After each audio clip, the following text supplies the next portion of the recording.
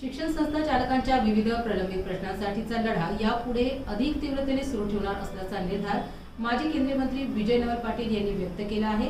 शिक्षण क्षेत्रातील अडीअडचणी, शासनाची भूमिका आणि संस्था चालकांच्या मागण्यांबाबत आयोजित पत्रकार परिषदेमध्ये त्यांनी सविस्तर भूमिका मांडली। यावेळी संस्था चालकांच्या न्याय मागण्यासाठी राज्यस्व आंदोलनाची तयारी असल्याचे संकेत त्यांनी दिले। विभागीय सभासदांची शिक्षण संस्था महामंडळाची एक बैठक घेण्यात आली। कार्याध्यक्ष नात्याने दोन विभागांना बोलवलं होतं। मराठवाड्यामधले एक लातूर उस्मानाबाद विभाग आणि संभाजीनगर विभाग। अलीकडच्या काळामध्ये सरकार जे नवीन GR काढत आहे, संच मान्यतेच्या बाबतीमध्ये बोल होत आहे, शालाचा अजून मिळत नाही। 14 तारखेपर्यंत कॅम्प ठेवला होता, ती 14 तारीख देखील गेली आणि म्हणून संस्था चालकांनी एकत्र येऊन निवेदन देणे, जिल्ह्यामध्ये संघर्ष करणे, जिल्ह्यातील तालुक्यातील शिक्षण संस्था चालकांना चाललेल्या गोंधळाची माहिती देणे। गोंधळ म्हणजे RTI ऍक्ट नंतर कमिट्यांच्या बाबतीमध्ये शिक्षण संस्थांना वेगळं काढण्यात आलं होतं की शिक्षण संस्थांच्या ऑटोनॉमस असल्यामुळे त्यांच्या मॅनेजमेंट कमिटी स्वतंत्र राहतात।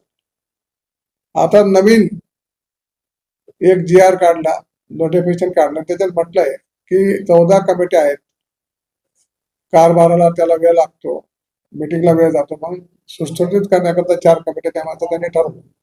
पण त्या 4 कमिट्या नेमायच्या आडून बाहेरच्या लोकांचं त्याच्यामध्ये हस्तक्षेप त्याच्यात सुरू झालेला आहे।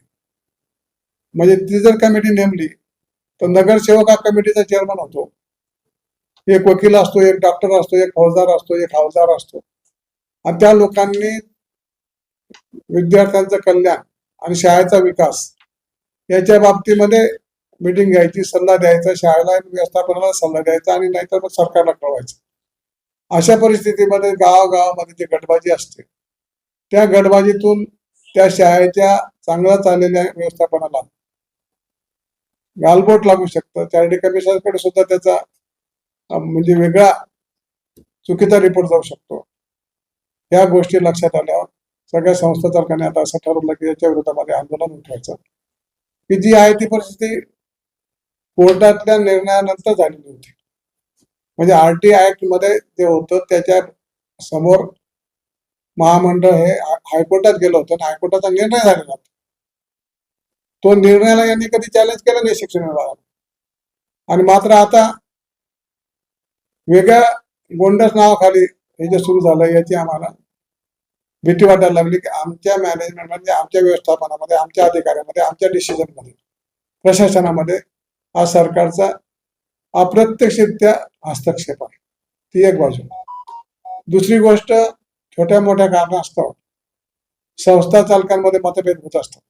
जिथे लोकशाही आहे तिथे मतभेद असतात, पण ते नंतर मिटले जातात। ते मिटवण्या